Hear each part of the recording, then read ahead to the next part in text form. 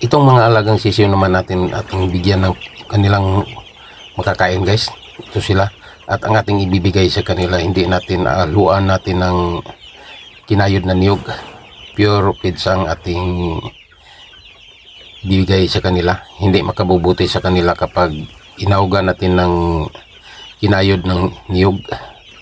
Kaya ito na lang ating ibibigay, pure feeds ang sa kanila.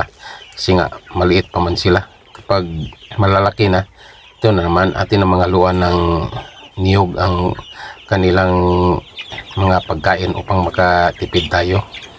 Ito sila guys, atin ang bigyan ng kanilang makakain ng ating mga sisiw. Ito sila.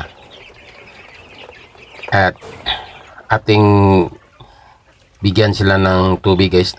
Ang tubig nating ibibigay sa kanila, mayroon naman itong vitamins ang ating ibibigay. At bago pa atin mo nang hugasan ang kanilang palainuman, kailangan hugasan ang palainuman sa kanila guys upang hindi sila magkasakit. Ito ang dahilan na magkasakit ang ating mga alagang manok kapag hindi malinis ang kanilang iinumin na tubig at ang kanilang palainuman palaging malinis. At ating itong bigyan ng vitamins. Kapag maglagay tayo ng vitamins guys, hindi natin painumin sila ng gamot. Hindi natin lagyan ng gamot ang kanilang tubig, kundi vitamins lang. Tulad nito, vitamins lang ang ating ilagay sa kanilang tubig.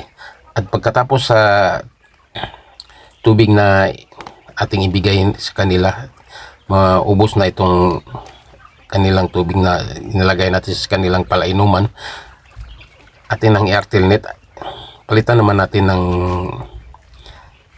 gamot ang kanilang tubig.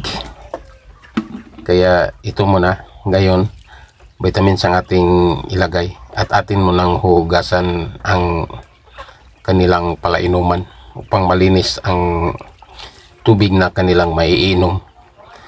Ganyan tayo kapag mag-alaga ng mga hayop guys, tulad ng manok, kahit baboy, kailangan malinis ang tubig at pagkain sa kanila.